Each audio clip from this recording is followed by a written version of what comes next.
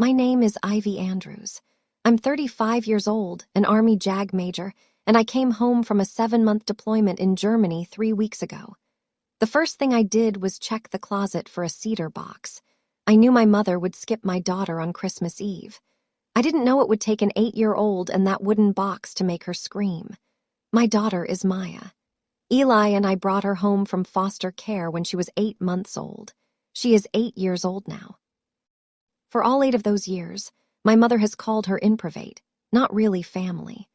For all 8 of those years, my whole family has kept quiet. What none of them knew was that my dad, gone for 2 and 1-2 years, had spent his last summer drafting something only I had a key to. He told me on the dock at the lake cabin exactly when to use it. 43 minutes after we sat down to Christmas dinner, my 8-year-old slid that cedar box across the table and said the line we'd practiced. Welcome back to Calm Drama Stories.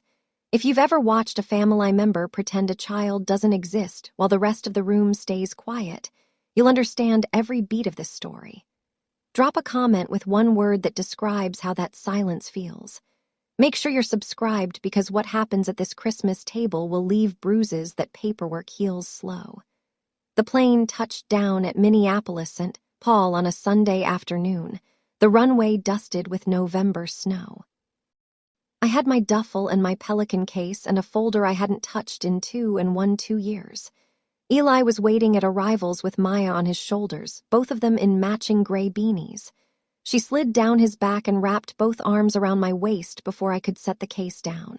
She smelled like apple shampoo and the inside of our minivan. "You're heavier," I said into her hair. "You're taller," she said back. Eli kissed me, took the duffel, and we walked out into the cold. On the drive home to Stillwater, Maya pulled something out from under her jacket. Walter's silver dog tag, thedented one from his Vietnam tour. She'd been wearing it under her hoodie since the funeral. "I kept him with me," she said. "I know, baby." Eli glanced at me in the rear view. We didn't say it in front of her. We didn't have to. The next holiday cycle was already a calendar on the kitchen wall, and we'd marked Christmas Eve in red, 3 weeks out. At home, after Maya was in bed, I walked to the hall closet and opened the door. The cedar box sat on the top shelf where Eli had moved it from our storage unit. Walter's handwriting on the small brass tag tied to the latch. "For Maya when the time comes." I ran my hand along the leather strap. 3 weeks until Christmas Eve, 3 weeks until the trust paperwork could legally move. I closed the closet door. "You okay?" Eli said from the hallway. "Yeah, we're ready." The group text came on a Tuesday morning while I was making Maya pancakes. It was from my mother. Subject line, Christmas Eve dinner bringing presents.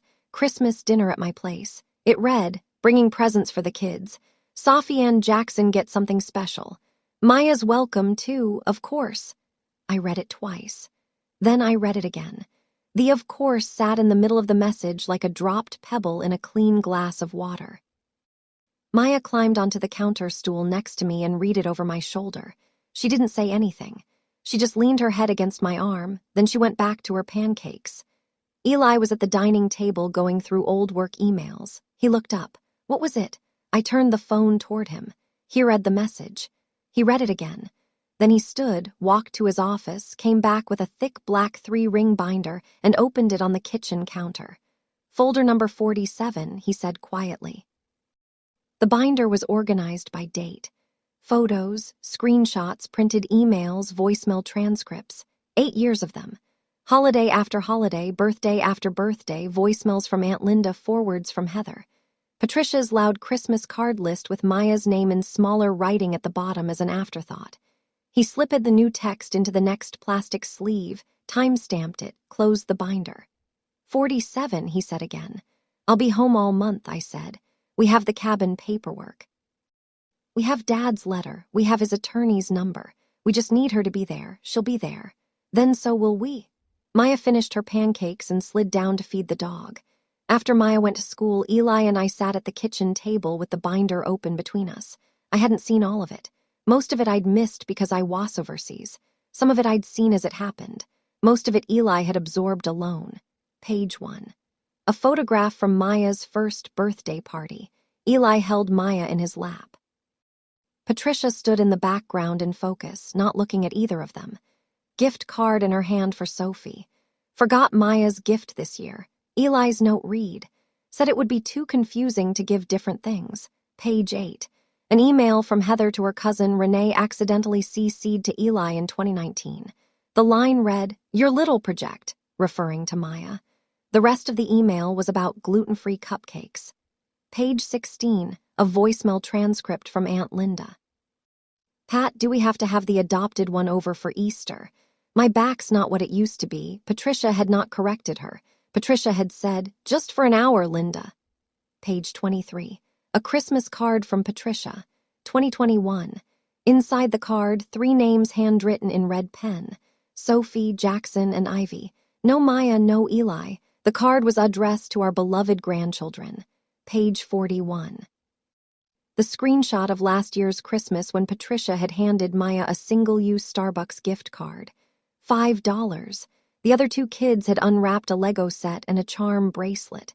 I closed the binder gently. I rested my hand on the cover. Walter saw all of this. I said, "He saw it before we did. He's why we have a plan." Eli nodded once. He didn't have to say anything else. That Sunday night, I tucked Maya into bed. She had Walter's dog tag in her hand, the chain rapid twists around her small wrist. "Mom," she said, "will Grandma read Grandpa's letter this Christmas?"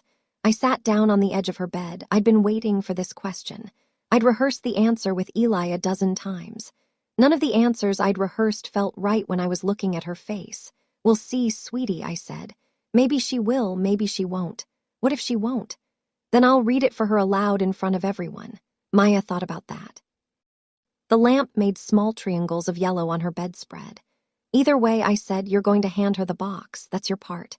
Your grandpa wanted you to give it to her. Not me, not Dad. You, why me? Because he said you were brave enough. What if I'm scared? You can be scared. You can still do it. Brave isn't not scared, baby. Brave is scared and still walking the table." She looked at her dog tag. She turned it over so the dented edge faced up. "Grandpa was scared sometimes, too, right?" "Plenty of times." "Okay," she said. I leaned down. I smoothed the hair off her forehead. I said the line I'd said to her every night since she was 3 years old. "I see you, Maya. Grandpa saw you, too." She smiled the small, careful smile she'd had since she was a toddler. She closed her hand around the dog tag. She turned over to face the wall. I turned out the lamp. I stood in the doorway a long time before I went downstairs. Christmas Eve morning. The snow started before sunrise. By 8:00, the driveway needed shoveling, and the world outside your window looked the way Christmas mornings are supposed to look on a postcard, which is to say nothing like the inside of my mother's house. I laid out my dress uniform on the bed. Service blues ribbons, polished name tape on the right side. Andrew's Patricia had insisted on a uniform photo for the family album every year since I made captain. She had never displayed any of them. I didn't ask her to anymore. I wore the uniform anyway because Walter had liked it, and because today the uniform was going to matter. In Themerer, I tucked Walter's silver dog tag inside the collar. The dented edge sat warm against my skin.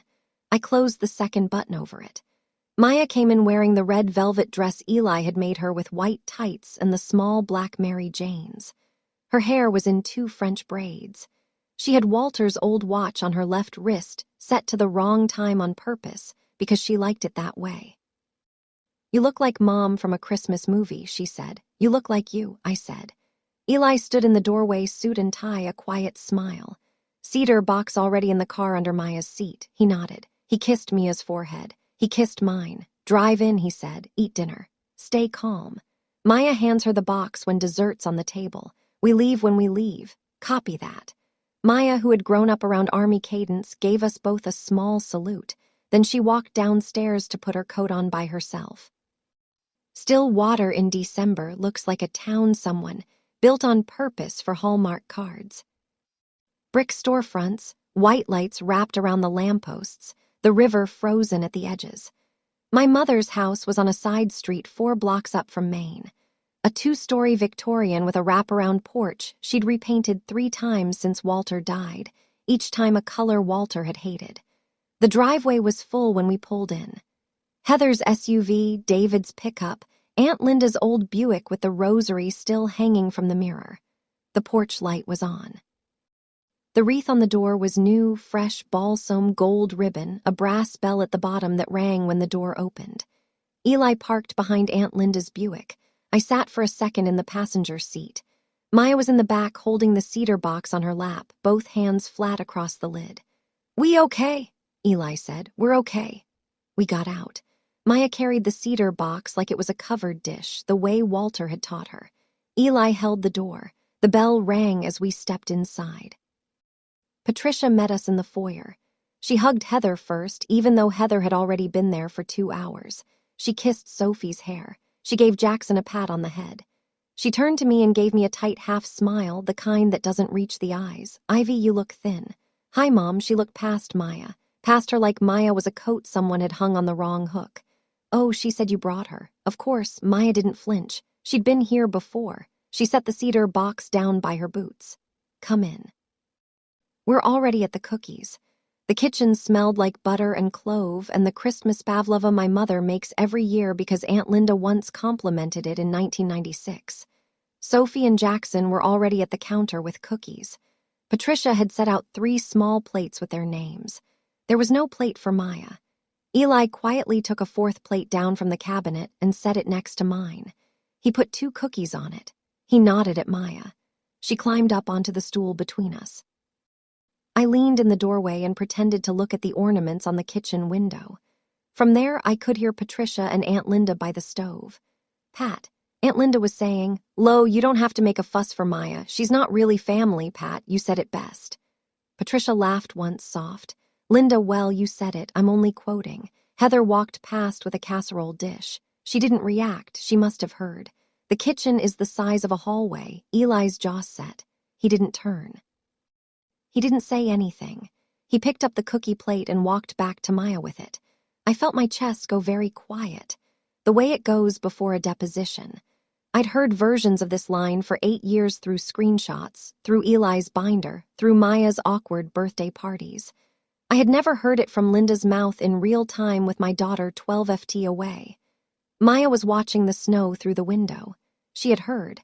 I could tell from the small set of her jaw. She didn't say anything. She bit her gingerbread cookie at the edge first. She always ate Theja's first. Walter had taught her. I waited. We had a plan. Patricia called us to dinner at 6:30. The dining room had been laid out the way Walter used to lay it out before he died, before Patricia had repainted it. Green and gold table runner, 12 places, candles burning in the holders Walter had turned on his lathe in 1987. Patricia had seated Sophie on her right and Jackson on her left, Aunt Linda on Sophie's other side, Heather and David across from them. There were 2 empty chairs at the far end near the wall and a folding chair at the kids' card table in the corner where my mother had set out a paper Santa plate and a juice box. Maya looked at the card table. Then she looked at me. Eli was already moving. He picked up the folding chair from the corner, walked it across the room, set it down between his place and mine. He picked up the paper plate and the juice box and walked them over too, set them at the new place. He nudged the chair in for Maya. He held her elbow gently. "Maya sits with us, Pat," he said. His voice was warm, professional, the way he talks to permitting clerks. "Always has." Patricia's lips pinched. Aunt Linda's eyebrows went up. Heather stared at her wine. Patricia opened her mouth. Then she closed it. Then she said brightly, "Of course, more room for the pavlova." "Heather, dear," the rolls. Maya sat down between us. Eli unfolded her napkin onto her lap. The cedar box went under her chair. Her boots touched the leather strap. She didn't look up. She picked up her water glass with both hands. The candles burned steady. The fire in the wood stove crackled. Dinner began. Dinner went the way it always went. Aunt Linda told the same story about the 1987 ice storm. David asked David questions about the playoffs. Heather asked me 3 polite questions about Germany, none of them about Maya. Patricia complimented her own brisket twice. Maya ate. She didn't speak unless she was asked. She drank her water in small sips. She kept 1 foot on the cedar box under her chair the way I'd taught her, so she could feel it the whole time.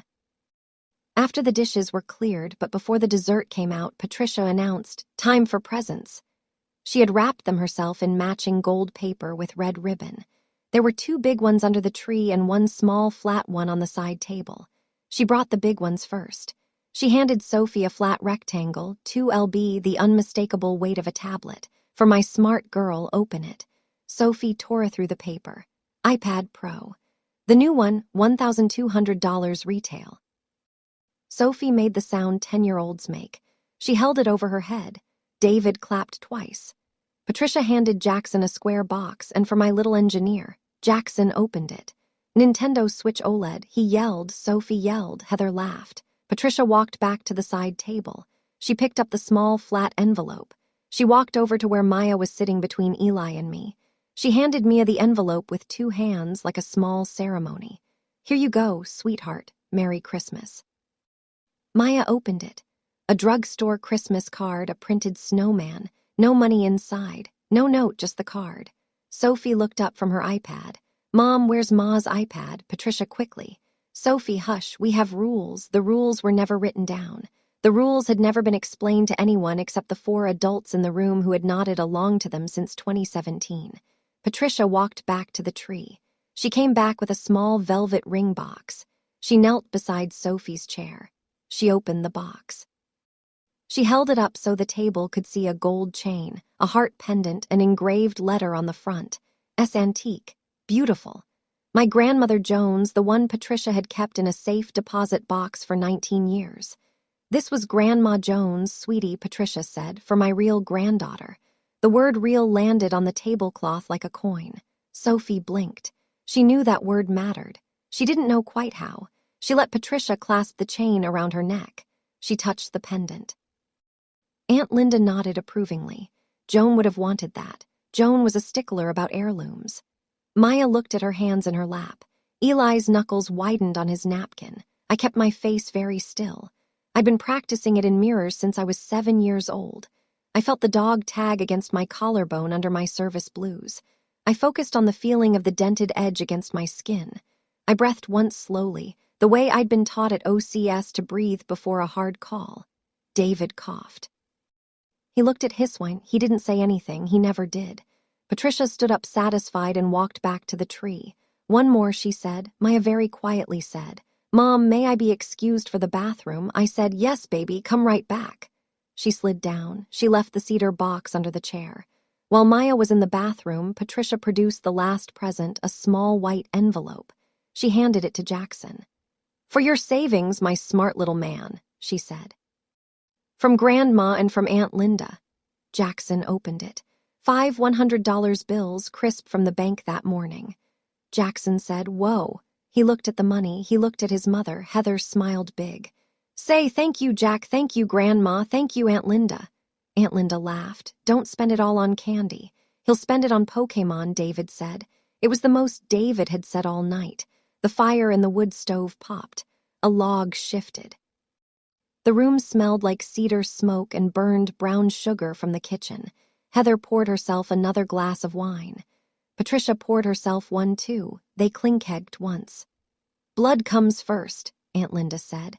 "To no one in particular, to everyone in particular, that's just how it is." Maya came back from the bathroom. Then she walked quietly.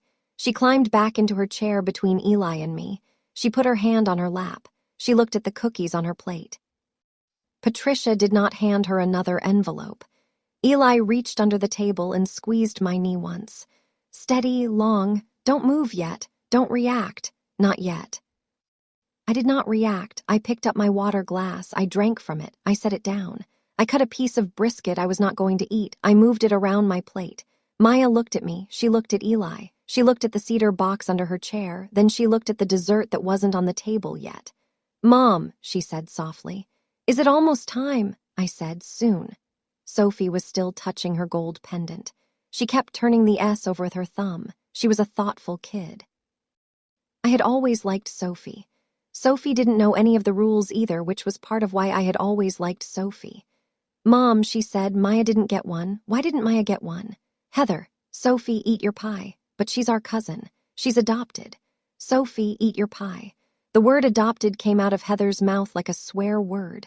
like a small grease stain on a clean tablecloth, like she was passing along a fact about a stranger. I watched Maya. Maya did not look up. Maya looked at the candle in front of her. The flame leaned a little to the left, then to the right, then steadied. David coughed again. He drank from his beer. He did not look at his wife. Patricia closed her eyes for a moment, just a moment. I caught it. She opened them again and lifted her wine glass to her lips. Sophie did not eat her pie. She put her fork down. That's not what cousins are, Sophie said. Heather said, Sophie, we are not having this conversation right now. What conversation? Sophie. Sophie turned to look at Maya. I'm sorry, Maya. Maya looked up. She smiled the small, careful smile. It's okay, Sophie. It's not okay, Sophie said. She said it to her plate. The room got very still. I felt Eli's hand on my knee tighten once. Hold, we were almost there. The dessert was about to come out. 3 more minutes. I picked up my water glass again. I sipped. I looked at my daughter. She was ready. While Heather was scolding Sophie and Patricia was pretending not to hear, my mind went where it always went at moments like these. To the dock at the lake cabin. Summer of 2023. The last summer my father was alive, although none of us knew it then. Walter knew it. Walter knew it before any of us. It had been a Tuesday in late July. Eli and Maya were in the cabin making blueberry pancakes. I was on the dock with my dad. He was in his blue work shirt with the sleeves rolled past his elbows. His forearms were sunburned the way only carpenters' forearms get sunburned. He handed me a manila folder. The folder had a small label in his handwriting. Holland's Family Trust Irrevocable. What's this, Dad? That's a private trust. I had George Whelan draft it. He's an estate attorney out of Duff. Your mother doesn't know him. He's mine. Dad, why? He looked at the lake. He let his fishing line out a little. He squinted at the dock pylons.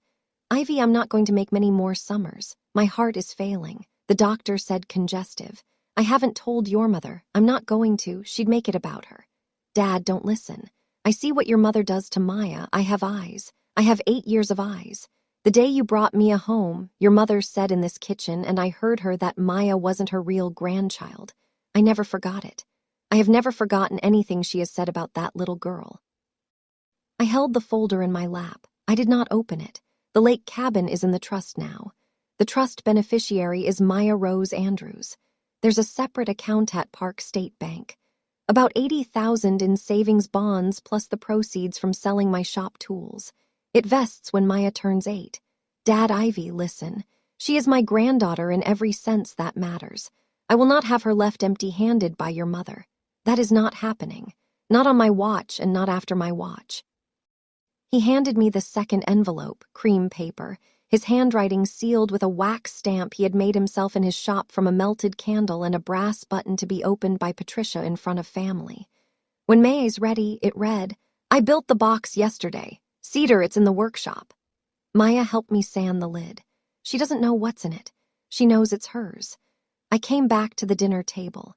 The candles, the empty Hallmark card, my daughter's hand on her water glass. I knew exactly what I was going to do. I want to pause here for a second. I'm sitting at a dining table where my mother just handed my daughter an empty Christmas card while my niece holds a $1,000 iPad. And I'm about to walk you through what happened over the next 43 minutes because that's how long it took for my 8-year-old to slide a cedar box across that table. If you've sat at a table like this one, drop the word witnessed in the comments. I'm reading everyone. I excused myself from the table. I knelt next to Maya's chair. I put my hand over hers on her lap. I see you, Maya. You know what to do. She nodded. She kept her voice low. When the dessert is on the table, Mom. When the dessert is on the table. You're going to read Grandpa's letter if Grandma won't. I'm going to read Grandpa's letter if Grandma won't. Okay. I touched her braid. I stood up. I walked back to my seat. Patricia watched me with the flat, polite face she puts on when she doesn't approve of something but doesn't want to make a scene yet. Everything okay, Ivy? Everything's fine, Mom. You spoiled her.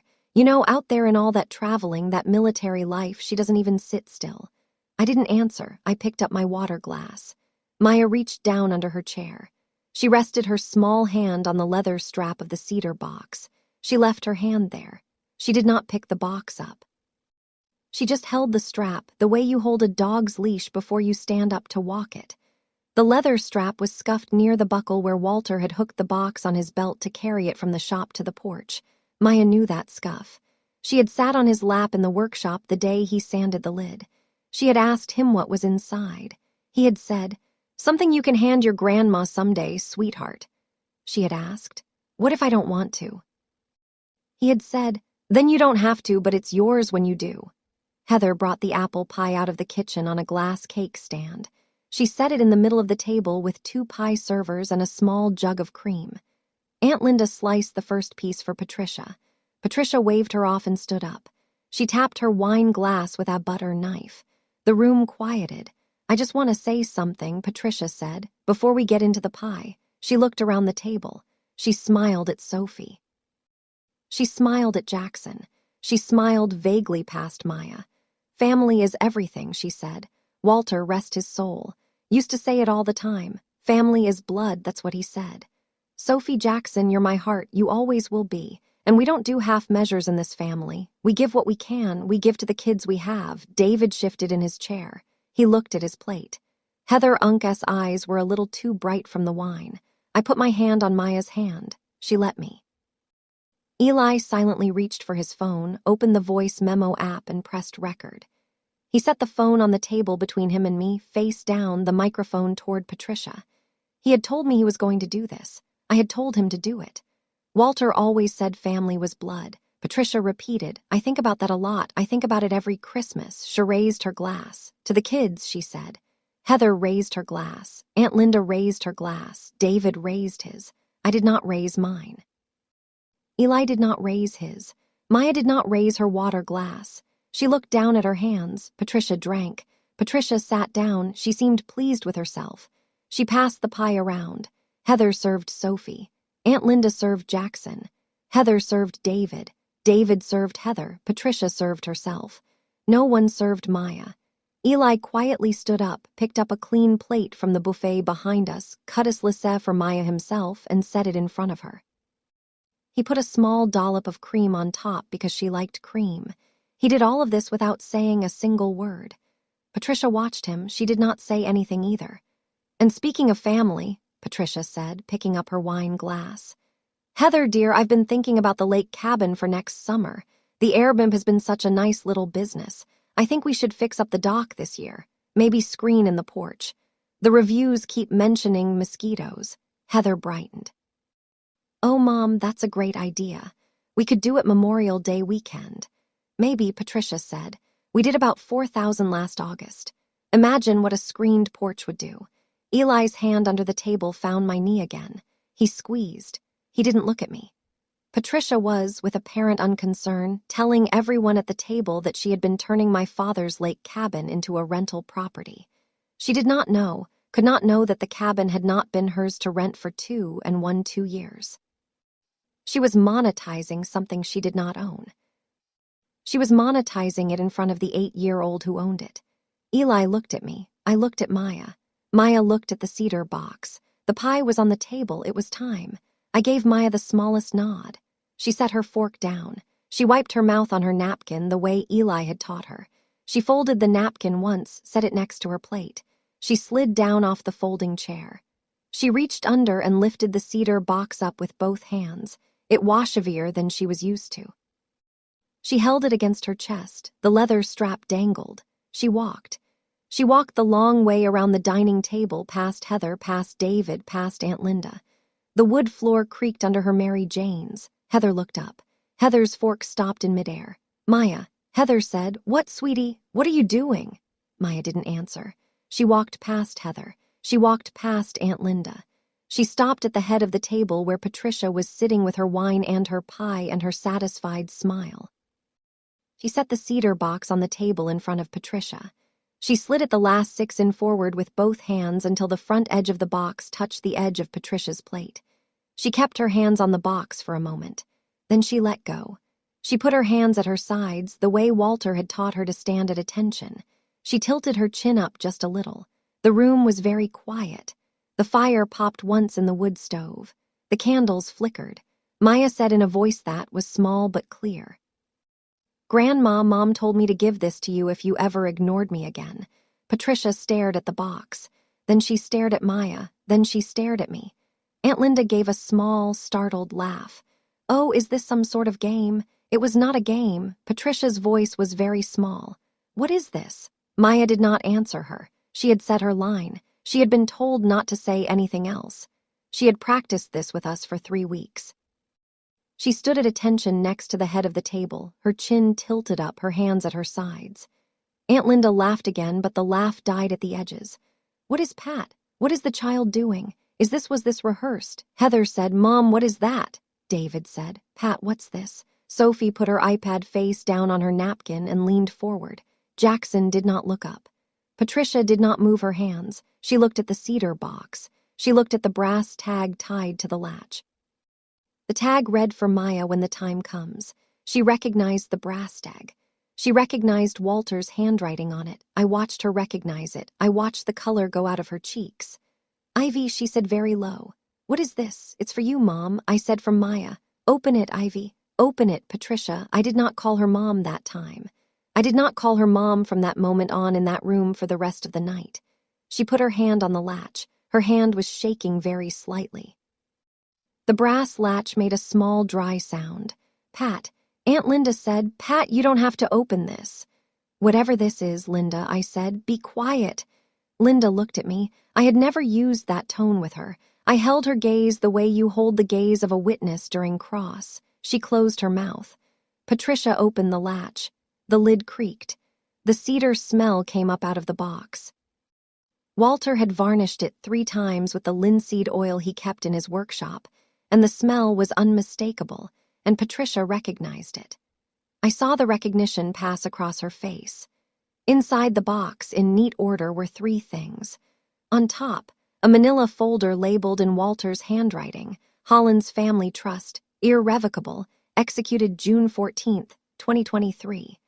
Under that, a second manila folder labeled beneficiary Maya Rose Andrews.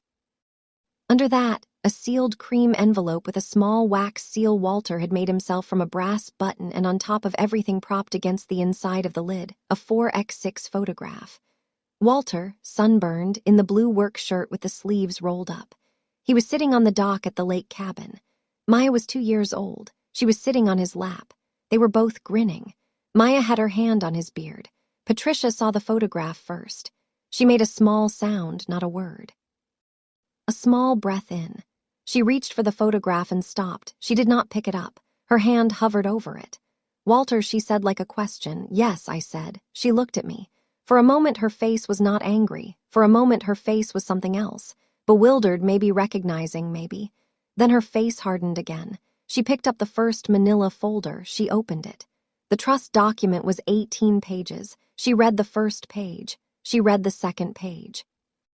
She got to the page that listed the lake cabin under the heading Trust Property. She inhaled sharply. She did not exhale. This isn't real, Patricia said. It's real, Mom. This isn't legal. It's legal. This is Ivy. This is some sort of joke. Some sort of Walter would never. He did. Mom, look at the signature. She looked at the signature on page 18. She looked at George Whelan's notarization stamp. She looked at the date. She looked at the witnesses' signatures. The Whelan paralegal and Walter's old shop foreman both notarized. She put her hand to her mouth. He didn't tell me. No, he didn't. She turned the page. She saw the deed transfer. Lake Cabin, 360 acres, Pine County, transferred into the Holland's Family Trust on June 14, 2023.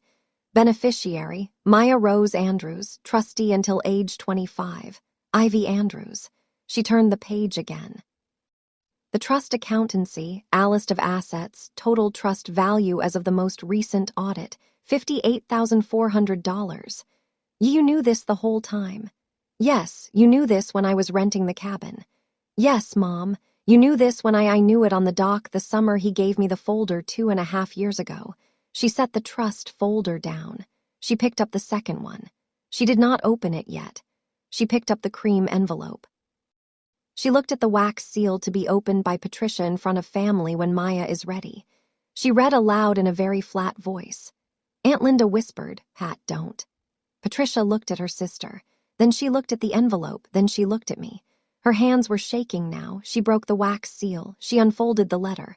Walter's handwriting filled the entire page, front and back. Patricia read silently. Her lips moved a little. Her eyes moved down the page. Her face went white, not pale. White, she closed the letter. She put it back in the envelope. She set the envelope on the table. "I can't read this aloud," she said. "Read it, Mom. Ivy, read it aloud to the family. Ivy, please read it, Mom. He wrote it for you to read aloud." Patricia was crying now, not the showy crying she did at funerals. Quiet, narrow, ashamed crying. She put her hand over her eyes. I stood up. I walked around the table. I stopped at her shoulder. I took the envelope gently from her hand. I did not look at her face. I unfolded my father's letter. I looked at his handwriting. The looped Y, the slant, the narrow T. I had not read this letter before. He had told me what was in it. He had not let me read it. I read it in my JAG officer voice, even measured the voice I used for court memos. "Patricia, I am writing this in July of 2023, the summer I learned my heart is failing. I have known for 40 years that you measure people by the wrong yardstick. You measure them by blood, by name, by whether they listened to your mother in 1968. You do not measure them by what they do, who they love, how they show up. I have forgiven you many things across 40 years of marriage. I have forgiven you for the way you treated our daughter Ivy when she enlisted. I have forgiven you for the way you treated your sister, Linda's first husband. I have forgiven you for the way you treated my mother." I paused. The room was completely silent. I kept reading. "I cannot forgive you for our granddaughter, Maya." I kept my voice steady. I had read worse things aloud in worse rooms. "From the day Ivy and Eli carried her into our house, you decided she was not yours. I watched you decide it. I watched you decide it in our kitchen with your back to me when you thought I couldn't hear. You said she's not really family. I never forgot it. I have never forgotten anything you have said about that little girl."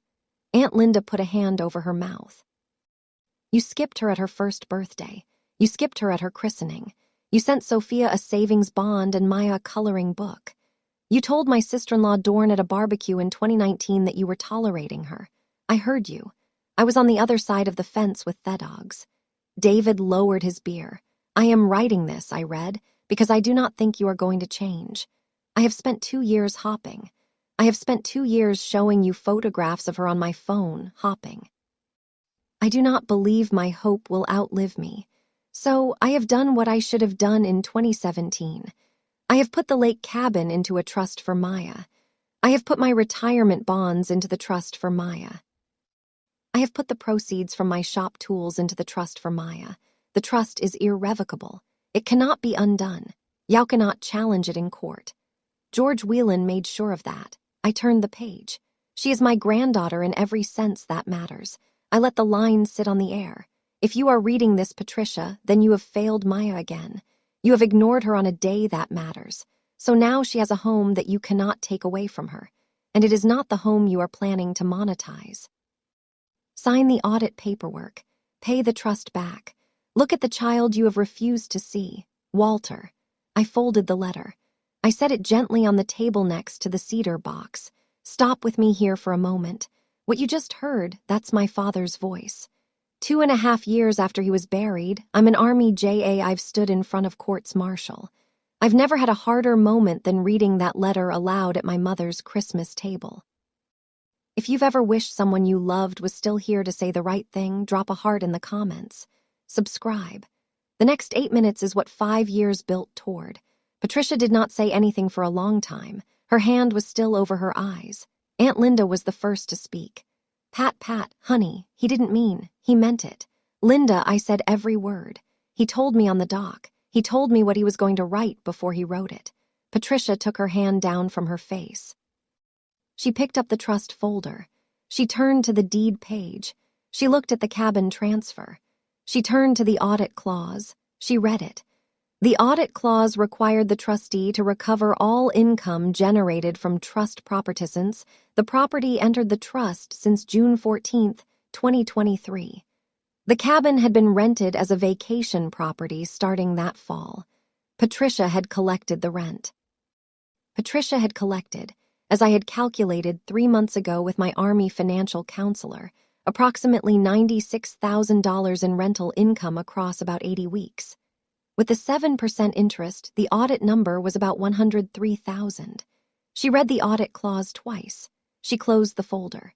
She stood up so fast the chair scraped backward and hit the wall. Her wine glass was in her hand. She did not seem to remember that it was her grip tightened. The glass cracked. The sound was small, but everyone heard it. A drop of wine ran down her wrist. He gave her the cabin. Then she made the sound. It was not a word. It was not crying. It was a small wordless scream, sharp, single. The sound an animal makes when it steps wrong. He gave her the cabin, she said again, louder, almost a shout. He gave the cabin to she did not finish the sentence. Aunt Linda was on her feet, hands flapping. Pat, Pat, it's all right. We'll figure this out. There has to be some way to Pat, it's okay. She's not really family. Pat, you said it best. You said it best. We'll get the lawyer. The line landed in the room like a coin dropping into a quiet glass of water for the second time that night. But this time, the room was different. This time, the room was paying attention. Sophie covered her mouth with both hands. David turned to look at his wife. His face was the face of a man who had just realized he had been at the wrong dinner for 10 years. Heather did not look at anyone. Patricia turned slowly to her sister. Linda, Pat, I'm just saying, Linda, shut up. Aunt Linda's mouth stayed open. Patricia had never spoken to her that way in living memory. She closed her mouth. She sat down. She did not pick up her wine glass. I did not smile. I did not have to. I looked at Maya. Maya was still standing at attention beside Patricia's chair, her hands at her sides, her chin tilted up. She had not moved during the entire reading of the letter. She had not flinched at the scream. She had not flinched at Aunt Linda's line. I looked at my daughter and I felt something my father probably wanted me to feel. Maya, sweetheart, I said gently, come sit by me. Maya walked the long way back around the table. The wood floor creaked under her merry Jans. Aunt Linda would not look at her. Patricia would not look at her. Heather watched her walk every step of the way. Heather watched Maya the whole way around the table. 8 years of Christmas dinners. 8 years of cutting her own daughter's pie and not Mia's. 8 years of nodding at her mother. Heather's face did something I had not seen on Heather's face in a very long time. It crumpled just at the corners, just for a second. Her mouth worked silently. She looked at her daughter, Sophie. Sophie was watching her. Sophie's hand was still over her mouth. She looked at Maya. She really looked at her. Mia looked back. Mia gave the same small, careful, polite smile she had given when Patricia had handed her the empty card. Heather did not apologize. Heather did not say a word. Heather just looked, and then Heather looked down at her pie. The moment closed. Maya sat down between Eli and me. Eli put his hand on her shoulder. Mia put her hand over his. I waited. I waited until Patricia was looking at me again. I waited until Linda had stopped tearing at her napkin. I waited until David was looking at the table and not at his wife. I waited until Sophie's hand had come down from her mouth. The fire crackled in the wood stove. The candles burned. Outside, the snow had picked up. I could see the white flakes drifting past the dining room window like static on a television. I stood up, not abruptly, not theatrically, the way I stood up in court before reading a charge. Slowly, centered, both feet planted. The room did not need me to raise my voice. Room was already listening. Mom, I said. Patricia looked at me. Let me walk you through it. I kept my voicing the cadence I had been taught to use at OCS, even measured 1 sentence per breath. No emphasis, no theatrics. The voice that means I know exactly what I'm saying. And there is no part of this I am improvising. The Holland Family Trust is irrevocable. It was executed by Dad on June 14th, 2023 with attorney George Whelan of Whelan and Sons in Duth, Minnesota. The trust was properly witnessed and notarized by Mr. Whelan's paralegal and by Russell Pratt, who was Dad's shop foreman for 14 years. Patricia opened her mouth. I'm not done, Mom. Listen. She closed her mouth. The sole beneficiary of the trust is Maya Rose Andrews. The trustee is me until Maya turns 25. The trust property includes the lake cabin at Pine County parcel number 4117-00800006, Approximately 360 acres on Big Pine Lake, $80,000 in U.S. Treasury, savings bonds, originally Dad's, and the proceeds from the sale of his shop tools and equipment deposited in a trust account at Park State Bank. I looked at the table. The lake cabin transferred Tatrust ownership on Dad's death date, October 22nd, 2023. From that date forward, you did not own the cabin. You did not have the legal authority to rent it. You did not have the legal authority to keep the rental income. Patricia made a small sound. I kept going. The audit clause in Section 7 of the trust requires the trustee, that's me, to recover all income generated from trust property plus 7% interest per annum. By my calculation, you've collected approximately $96,000 in rental income across 80 weeks. The audit number with interest is approximately $13,000. The audit will be conducted by Juan & Sons starting January 7th. You will receive certified notice by mail next week. I let that sit. The room was completely still. Aunt Linda was holding her napkin against her face. I'm not asking for the money back, Mom. The trust is asking. I am the messenger. Patricia stood up again. She was past white now. She was flushed. Her hands were shaking. She pointed at me. Then she pointed at Maya. Then she pointed at me again. You knew the whole time. You let me rent it out. You watched for years. You watched me, your own mother, I watched. Mom, you let me steal. You let me steal from a child. No, Mom, I let you choose. Every month I let you choose. Every Christmas I let you choose. What is that supposed to mean? You had 2.5 years to be Dad's wife, to be the person he thought he had married. You kept choosing not to. You kept choosing the cabin rentals instead of his granddaughter. He would never. He did, Mom. He told me on the dock. He gave me the key to George Whelan's office. He gave me the brass tag for the box. He let me choose when to use it. Patricia put her hands flat on the table. She leaned into them. Her chest moved up and down. You let your own mother. I let my mother be my mother until she stopped being one to my daughter. Then I let her be exactly what she chose to be. This is Ivy. This is cruel. This is January 7th. Mom, this is paperwork. This is what Dad asked me to do. She made the second sound. It was bigger than the first. It was a real scream low in her throat, the kind that comes out of grief instead of anger. She covered her face with both hands. Mia watched her. Mia did not look afraid. Mia looked at Patricia the way Walter had once looked at a wounded deer he had to put down behind his shop in the fall of 2009 when Maya was a baby and I had been on leave. It was not satisfaction on my daughter's face. It was not even forgiveness. It was, I think, the beginning of understanding. It walked around the table to Maya. I knelt by her chair.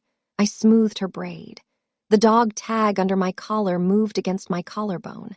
I see you, Maya. She looked up at me. Her eyes were dry. She had been ready for this. We had practiced it. Grandpa saw me too. Yes, sweetie. He did. I stood up. Eli was already on his feet. He pulled Maya's coat off the back of the chair. He helped her into it. He buttoned the top button under her chin. He picked up the cedar box. He held it under his arm. He picked up Walter's letter from the table. He folded it once and slid it into the inside pocket of his suit jacket. I turned to the table. Patricia, she did not look at me. Patricia, the cabin will be cleared and the keys returned to the Andrews family by July 1st. The audit is January 7th. You will be notified by mail. She did not look at me. Linda, do not call. Not for any reason, not for Easter, not for my birthday, not for anyone's birthday. Do not write, do not show up. Aunt Linda nodded into her napkin. Heather looked up. Her eyes were wet. When Sophie is older, not next year. When she chooses to write to Maya, she can write. Until then, you don't write either. You don't text. You don't drop by. Sophie can choose for herself in her own time. That's between Sophie and Maya. Heather nodded once. Sophie was crying quietly now into her napkin. Jackson was finally looking up from his iPad.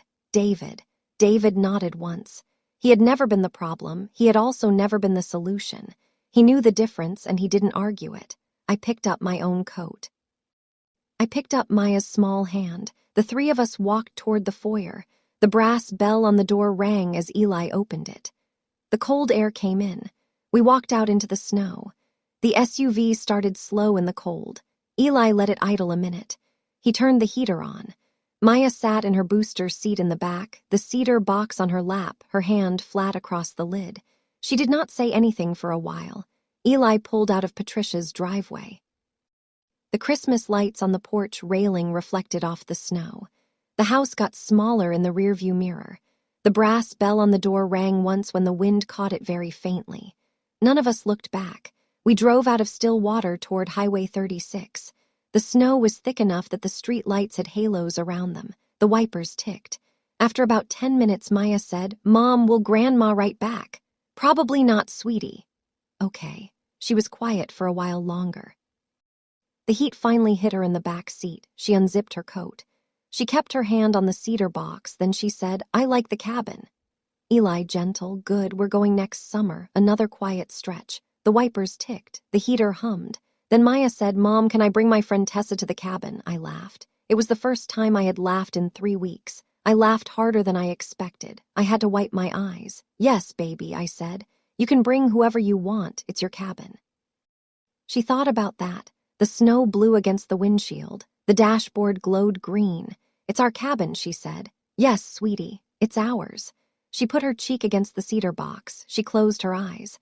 By the time we hit the highway, she was asleep with her hand still flat against the lid. Eli reached over and took my hand. We did not say anything for the rest of the drive home. March came hard that year with 2 snowstorms a week apart. The audit was settled by the middle of the month. Patricia paid the trust $13,200. The wire transfer came through on a Tuesday at 11 in the morning.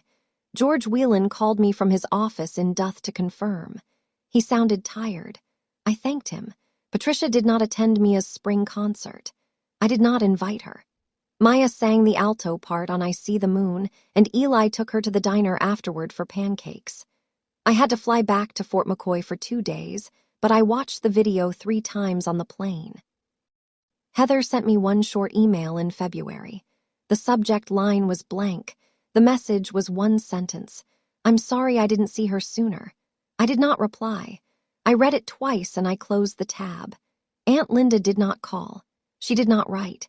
She quietly removed herself from the family group text and started a new one with just her and Patricia. I heard about it from David, who texted me in April to say he and Heather were going to therapy. He thanked me for what I had done at Christmas. I told him to thank Maya. Sophie sent Maya a handmade Easter card in April, pink construction paper, a drawing of 2 girls holding hands, a note inside, "I miss you. Mom says I can write you when I want. Love, Sophie." Maya wrote back. She let me read it before she sealed it. The letter was short and it was kind. She signed it with a small heart. The cedar box lives on our mantelpiece now. The varnish has darkened a little with age. Walter's silver dog tag rests on top of it, the dented edge facing up, the chain coiled the way Maya likes it. Maya is 9 now. The cabin opens in May. She has invited Tessa, Sophie, and her best friend Andre from down the block. Eli is sanding the dock on weekends. I made captain selection for promotion to lieutenant colonel last month. My next station is the Pentagon. We will keep the house in still water. Maya wants to keep the house in still water. I learned one thing from my father after he was gone that I am not sure I would have learned any other way. Family isn't a line you draw with blood. It's a chair you set at the table every single time, even when other people pretend the chair isn't there. That's my story. A cedar box, a dad who saw clearly, and an 8-year-old who knew what to do. If this story reminded you to set the chair, set it tonight. If you know someone who needed to hear this, share it. Drop a comment, subscribe, and I'll see you in the next.